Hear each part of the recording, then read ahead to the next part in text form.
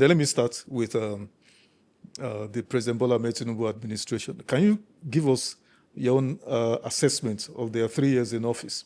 3 years and I think about 2 months now, in terms of insecurity, the economy, and all of those. What's your assessment, sir? In one word, it's a failure. That's what it is, in one word. The people are running the government don't seem to be people who who love the country. There are people who love themselves. I don't think they even love their relations. So everybody is on his own for himself. That type of mindset cannot give you good governance. The citizens really are complaining, east, west, north, south. Everybody is bitter that life is tough, no matter which position you find yourself in. Life is tough for the ordinary man on the street. Life is tough for the minister whose capital projects are not funded. So, in a nutshell, it's a failed government. The government spokesperson or supporters of the government will say that you are the SGF in the government of the immediate predecessor to the Tinubu government, that you do not have the bona fides to speak about them. That in fact, some say the Buhari government was a total failure, blah, blah, blah. That Tinubu is trying to rebuild what Buhari government destroyed. How do you respond to that? Well, yes, they are free to. It's a free country. So far, it's freedom of speech so far, though it's being eroded gradually. But so they are free to say what they want. But yes, agreed, Bola Tinubu says he's rebuilding on the what Buhari left, but he's building backwards, not forward. The essence of government is when you come in, you take over from another government, you make sure you progress in the positive direction. But the fact that they chose to go in the opposite direction, it's a continuation of Buhari government, but opposite direction, total calamity. Yeah, that's the way I see it. But let me also ask you, sir, you know President Tinubu very well. You are his friend. According to you, your own records, you said on record. He's your very good friend. He says it too. Exactly. So how do you explain that your friend is performing below? Did you expect him to perform like this? If somebody from far away, Adamawa State, is able to be a Kilba man from far away, Adamawa State is able to be friend to somebody, a cosmopolitan boy from Lagos, it means there's something positive that they see in each other, isn't it? I've said it before that Bola Tinubu has two, as I can categorize to my knowledge, two faces of his life. Before he became president, he was an excellent human being. I mean, I used to give Bola Tinubu, who does not tolerate your suffering as a friend. If you are in problems, he will go to whatever length it's possible to solve your problem. He's listening, he takes advice, and he's kind. In that regard, I used to say that they have the same quality of character with Buhari. Buhari is also like that, very kind, very sympathetic to somebody in trouble, and positive the way to want to help. Bola was an excellent human being. He goes to become president, and something happened. And I know the time he changed, and I told him, I'm sure if he's listening, he will know. You told him? I've predicted what will happen. After some time, around 2022, going forward, he almost relocated to Kaduna, to Abuja, close to the seat of power, I suspect to, pursue his political ambitions. Now, the poor man, good man from Lagos, comes to Abuja and runs into a country with different people, with different upbringing, with different cultural backgrounds, and they surrounded him. I can tell you, our people, particularly the Northerners, that were his friend while he was in Lagos remotely, they now caged the poor man. I think introduced some characters, induce him to do certain things that he would not do while in Lagos. At that point, he was consumed by this ambition to be president. They keep on telling him, we will make you president. We are Northerners, we are Fulani, we are Hausa people, we know Buhari, we know this, we know this. And they introduce him to these religious bigots and so on and so forth. So I classify it as if from that position, he started changing. I think I was closest to him anyway while he was in Abuja. I had access to him. I mean, truly, he was, we're quite close in the political scene. And my boss, late Buhari, used to tell me, this man says you are his best friend. Sometimes that's when sometimes I suspect Buhari is trying to distance himself from the man. I would go and meet him and say, Oga, this man, you can't do what you are trying to do. These are your people. You know what happened when you and I agreed to, I told you that we cannot win general elections the way we are going about. Always win the North 19 states, but we get 0 from the South. You can never be president. Why don't we go out and look for other regions that we can partner with? And you said Southwest, and your friend, because of your friend, I know we can convince him to do partner. And we did that. I was in Dubai when you called me that I should come and because we want to do a merger with the ACN. And I told you, sir, this role you want me to play, I cannot play it because I'm too close to the Western people. I have so many people there that like we have blood links.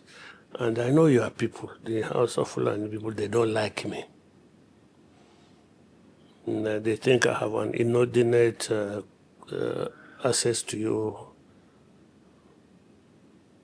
and they don't like it. So if I do this thing and we do this merger, they will say, I sold it to Yoruba people. They will not see the thing we are going to. So Buhari says, BD, I say, sir, you are the only one that can help us do this merger because Bola is your friend. He has told me many times you are his friend. And Bola says you are quite smart in the politics of Nigeria. You know the dynamics of Nigerian politics. So if you are not the bridge, how can we match?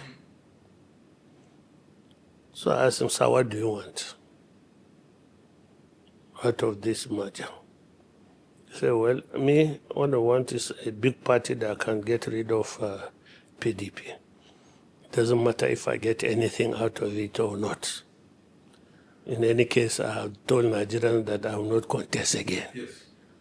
So I said, okay. So I went to Bola, Oga, this is what my Oga said, you agree with this? He said, yes, he's to say agree. I said, what do you want out of this system? He said, BD, I said, Oga. He said, you know my ambition to be president. But the way the country is going, the primary goal is to get rid of PDP. I'll defer my ambition, put it aside until we achieve this goal, then we see how it happens. And This was Tinubu now saying this. This was Tinubu now telling me this. I'll defer my ambition.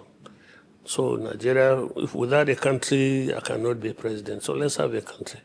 That was Tinubu at that time. Exactly. So I said, okay, so now we are on good ground. So what would I do in the night? If tomorrow there's going to be a meeting of the merger committee, I will go around the two of them. What do you want out of this? I'll hear their views. And usually I will now also go around and meet the 3 or 4 co-chairmen. This is what my Oga would like us to do, or this is what my friend would like us to do. And somehow the system works out fine, and we had a merger. Usually, I would tell Buhari all this story, and I would tell him how when we went to the convention in Lagos, suddenly now we have a big party and your ambition, though you rejected it, we push. Actually, we had to push Buhari to the contest. We had to push. Because I said, the time is right now, sir, along with other people too that were pushing. Because we saw this was his season. So we went to the convention. The day we went to the convention, the Northwest, where he comes from, was majorly supporting Kwankwaso. Wow. And some Atiku Abubakar. Really? Yeah. Wow. The Southwest, they were sort of neutral, waiting for who Bola-Tinubu will sell them to. Will take note of it. Will sell them to. And then the Southeast, of course, they had a candidate in Okorocha. And our analysis with Buhari was that Okorocha, Buhari and another man, late Abdul Qadir, he was National Vice Chairman, Northwest. So 3 of us sat down and analyzed the situation. And we came to the conclusion that Okorocha was likely going to win that convention. Wow. Really? Yeah. Because if all the Igbo people from Rivers, the 5 eastern states, and Bendel, and Edo, is it Edo? No, yeah. But, no. Midwest. No, not Midwest. Delta. Asaba people, Ogwashuku, Nkwale. There are about 5 local governments that are fully Igbos there. I lived there, so I know. So if they were to group together and give their son, and Okorocha, for all practical purposes, is a northerner. Lived in Plateau State. He grew up in Plateau State. And he had other humanitarian services that endeared him to northerners. So we northern minority tribes, or ethnic nationalities aside Hausa and Fulani, were likely more sympathetic to Okorocha. So all this we analyzed. I said, so sir, even Katsina we are no sure we know. Wow. So we went back to our hotel, and me, and we strategized, and says, let us go and see Wamako. The 2 leading governors then in the north were Nyako, Admiral Nyako, Adamawa State, and Wamako, Sokoto State. The 2, especially Nyako, was like their leader. So we went to Nyako and explained the situation, and Wamako explained the situation. And our message was very simple. Northwest, if you don't vote for this man, if you are in trouble if you win, so. Because Buhari is known to be a vindictive person, though he was not. So they didn't listen much. So we went to Tinubu around midnight and met him. I said, sir, look at it. I have this data that I like to show around. I said, this man, whether he's on the ballot or not, he normally gets 12 million votes from the north. So, and it required 3 more votes, 3 million more votes. 15 is the winning margin normally. That's why we went into the merger. Sir, why not support a winning ticket? You are the only person that can give the 3 million votes that Buhari needs and becomes president. Once the Northwest understands that Yorubas will vote for Buhari, they have no choice. Because then when they block vote from the West, Buhari will win. While they share the rest, all of them small. He saw the logic. And I don't think he slept that night. He went around those governors, persuaded them with the argument. Tinubu. Persuaded them with the argument. And coming from Tinubu, of course, carries more weight than coming from, Abdul Qadir and I. So at the last minute, around 4 a.m., they agreed that they were going to support Buhari. So now we went to the convention. Southwest was going to do Buhari, Northwest was going to do Buhari, and others sputtering here and there, Kwankwaso, Atiku, Okorocha were going to share and my friend Nda Isaiah, That's exactly. for all record purposes, was also on the ballot. And they were won with the landslide at that convention. So anytime Buhari would complain about demand, bring up the history. And Buhari, being a man of conscience, will agree. You know. What were his complaints about Tinubu? What complaints everybody has now? Buhari was a president now. Before he became another president. Exactly. He has access to intelligence about Tinubu's upbringing, about his lack of clear genealogy, his education. He knew everything. He knew everything. And that's one of the things I used against Buhari. I said, sir, before we went into this, before we went into looking for his support ab initio, before the match, we knew these things.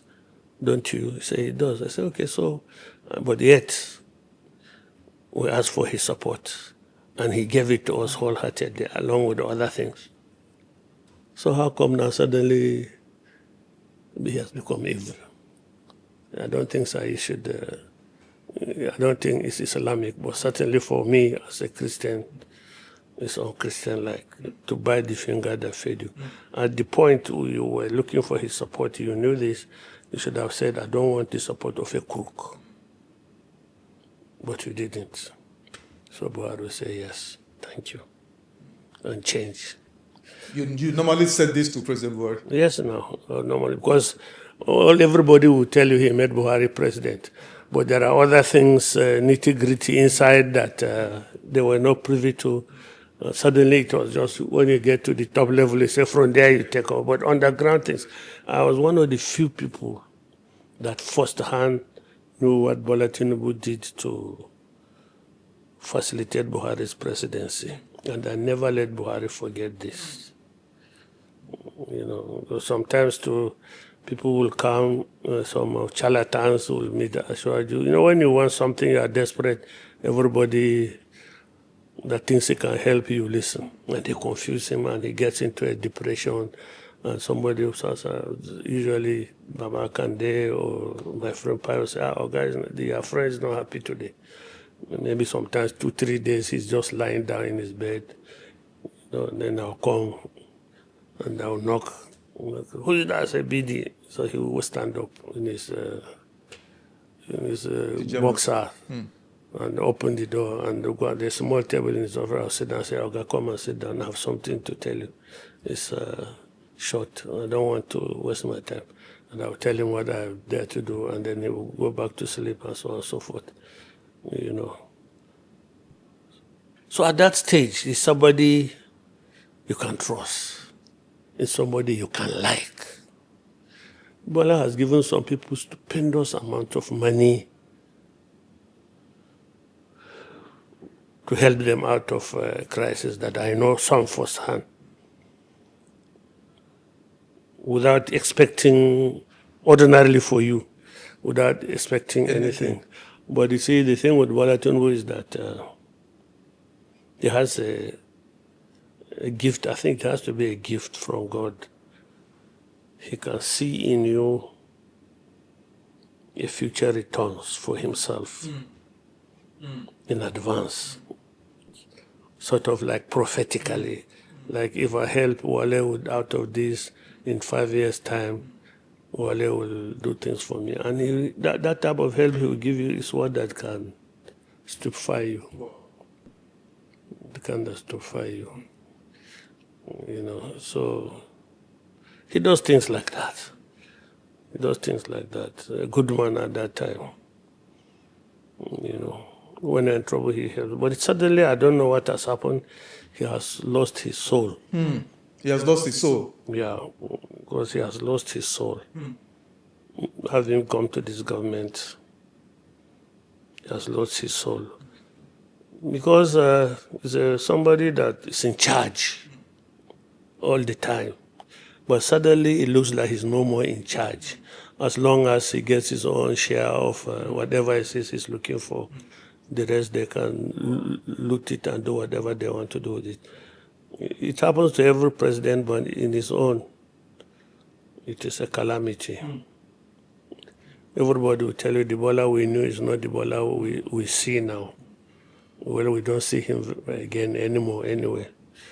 But I wish he could go back to what he was before. Nigeria would be great.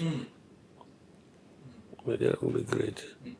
These are serious stuff, sir. These are really serious stuff. Exactly. Why did President Buhari not openly support President Tinubu, candidate Tinubu then? And if he did not support candidate Tinubu, he did not support VP Oshibajo, he did not support Rotimi Amechi. People thought Rotimi Amechi was like his adopted son. He did not support any of those. No, Rotimi thought.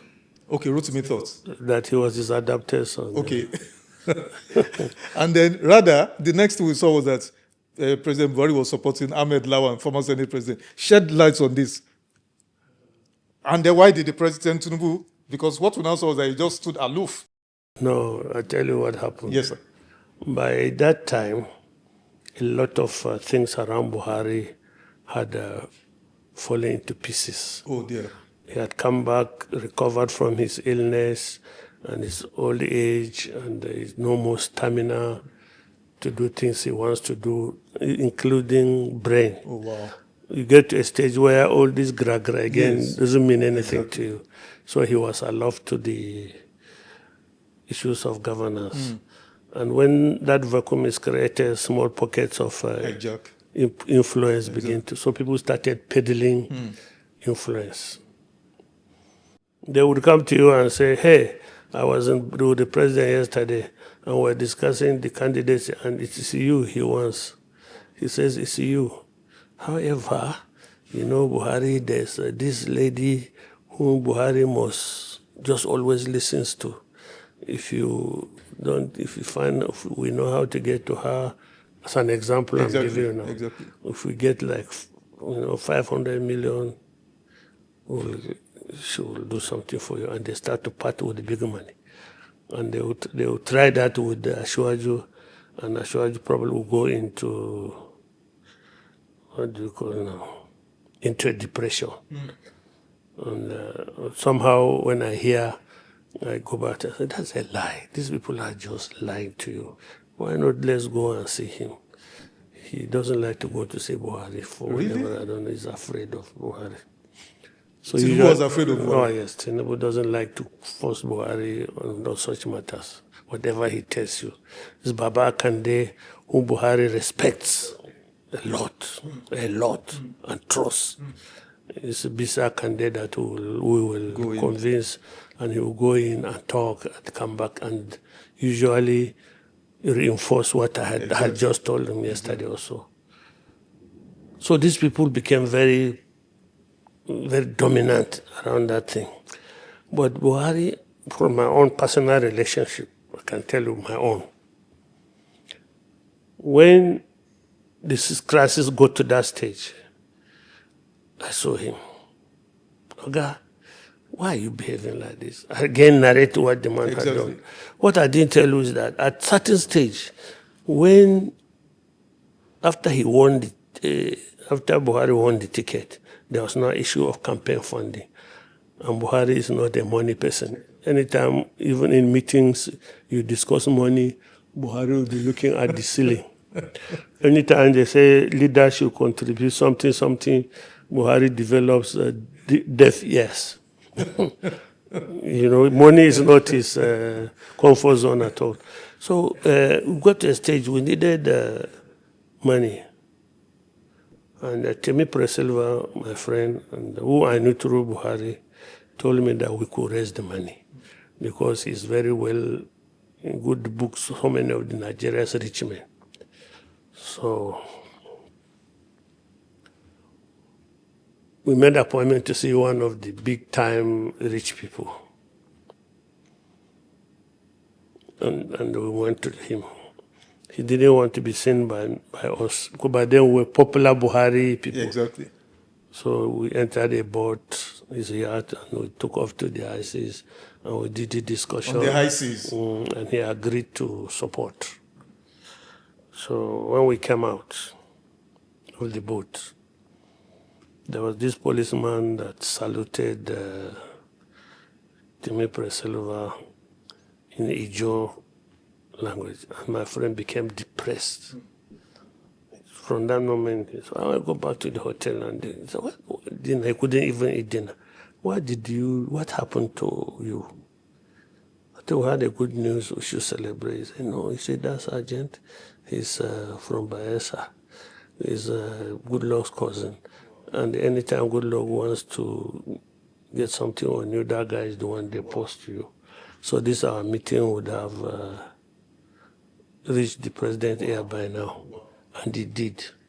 Before we go to Lagos, they had called that man. He got in Abuja before us, and insulted him and threatened him and that. So, and you know, these rich men, they have a club, a cult-like club. Yes. They warn each other. So from that day, nobody who is rich would pick our phone. So I became confused and I went to... Sorry, Sir Twitter. So the Goodluck government threatened that yes. billionaire was meant to finance, Yeah, he backed off. Of course. Wow. He did not even back off. He jumped into the sea. And so couldn't get any man again. Wow. So I went to Bola. I said, Oga, see what happened? But you now, you are their friend. You deal with them, you are in the same circle. Can you help us in this matter? And he did. And through him, we were able to raise sufficient funds to do the campaign. Not only did he do that, Oshibanjo's portion of the campaign, he funded it. He hired a jet for all the trip, funded the trip because Oshibanjo's campaign was a little bit broken away from the main campaign because his own was as a pastor and the ethnic nationalities and Christians had some doubts about Buhari, so Oshibanjo was, that side is not our own area, and he was just doing sort of semi-independent of the main campaign. And Bola was funding it. And then sometimes I know of another place when he hired some consultants for us from the US who were doing surveys, who were doing quite a lot of professional work. David Axelrod and all of those. I don't know their names. I just know that they were Obama campaign people. Obama people, and they came and they transformed our campaign.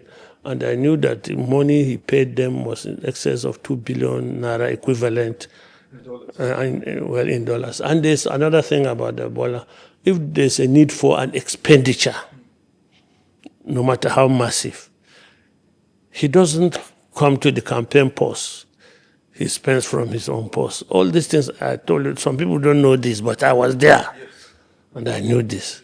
And he did all these things left, right, and center. And then, for example, you notice how suddenly Buhari was wearing suit. Suddenly Buhari was wearing Yoruba. He didn't like, but all that Bola brought those people, we coerced him to and change the trajectory of the campaign. Through those his people. So that is through him. What is a human? And it's a decent guy. So I'm the only person that can confront him with these facts. He will not say, I don't know.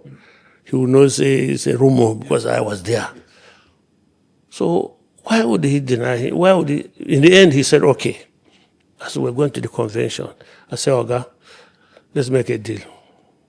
So what? I said, look, this man, we now know that on the basis of your religion and your ethics and your upbringing, you don't want to hand over to this man. But he has helped us get here. So there's no way. Let's make a deal. Stay neutral. And allow me to run the process. If we get to the convention and the party faithfuls defeat him, so be it. Yeah, it's not your hand is not in it. But he said, that's not an excuse. Bidi, I know you. I know you. I know you. You give Bola-Tinubu this ticket. I said, so are you God now, sir? He said, no, Bidi, you started with me 2002. So I know how you work. I know your methodologies, and I know Shabin at the same thing put me here now. That man, if I leave him to you, he'll get the ticket. I said, okay, granted, if he gets the ticket. Now, sir, you are a prophet. If he gets the ticket, but you're ascribing to me qualities I don't have. But let's assume it happens. Supposing the general election rejects him. Is that you? I said, no. So he asked me some other things, but I doubt him with this. And this is happening now. He mentioned some things. This man, is he going to be fair to our people? Is he going to be this? I said, sir, as long as I'm there, you know. You can confront him. I can checkmate him. Yes. He said, okay. He said, deal. That was the level of confidence Buhari had in you, in being able to confront. Yeah. He said, it's a deal. It's a deal. You know, Buhari always says that Bola tells me over and over that he's your friend. And I used to think personally, when it comes to the Southwest, as if Buhari was using me to manage the Southwest for him. So we had this unwritten agreement that anything Southwest, I'll handle it and things like that. So he left it to us, and then other charlatans started using his name. Buhari is not somebody who said, I didn't say it, they are lying. Will come out and say, if you come to him and say, sir, I think you should support Malan Lawal because of this and this and this and this. Buhari will say, let God's will be done. Let God's will be done. It's not a no, it's not a yes. So if you go to Law and say, I spoke to Ogao, and he's in full support of you, and they arrange you go and meet Buhari, and the boy says, I want to contest. And so well, let's God's will be done. You know? So you think that it has reinforced the boy was telling the truth. Exactly. So you go about and start campaigning. So many. Yeah, there's one of my friends, after the thing collapsed, after that he say, BD, I say, sir, these people dealt with me. BD, I don't think I'll ever recover from what they did to me. I said, you decided to go through my back now. So you didn't even tell me when you joined APC. It was my mother in the village that told me your friend has joined APC. You didn't tell me you were contesting for president. And I asked you for support for Peter Obi. You told me your support will be for your own party. So we agreed on that now. So what is it? That's your own corporate. So that's the dynamics around him. Exactly. That's the dynamic about. Again, now as we're going to the convention, you know, luckily he had made a deal with the northern governors, and we delivered at the convention. And where he said, you see, did I not tell you?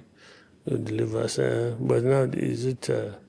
We agreed that you'll be neutral, and you were neutral, and the delegates supported him. So let's see what happens in the general election. And my relationship with Bola didn't survive up to the general election. So from there, I don't know what happened on his side. In 1 or 2 minutes, can you corroborate whether the Naira design policy, the fuel hoarding policy were targeted at stopping Tinubu's candidature, his campaign and all of that? Well, as I said, at that stage, I was no longer close to Tinubu, but he was not the only one contesting. If it hurt anybody, it's everybody contesting. Yeah. But I must admit, too, I didn't see the rationale in it, because it affected us too. Now, by this time, I was doing Peter Obi, and we ran into cash shortages. I ran into problems getting cash from the banks to finance my responsibilities there. So let me put you on the spot before we switch gears from this. You know, one of the major attributes of great leaders throughout the dawn of history, whether in politics or business or whatever, is succession planning. So do you blame Buhari in any way for not insisting on installing his own personal choice of successor? It's not his character. It's not in Buhari's character to do things like that. He believes whoever God wants should take it. It's not. I'm sure personally, in his own personal mind, in his privacy, he probably has preferences, but he doesn't think it is his duty as a president to reveal those preferences. He should give everybody. He's a man that is driven by the sense of justice and equity. You know, that is part of his weaknesses too. Well, sometimes you say there's a need for succession planning, but he believes he leaves it to God. After all, it wasn't succession planning that brought him there. In fact, he was there in spite of opposition. So Buhari was somebody like that. Interesting. This bit of history that you've helped us to contextualize and put in proper perspective is very important. And I'm sure generations of Nigerians down the line will remember you positively for this.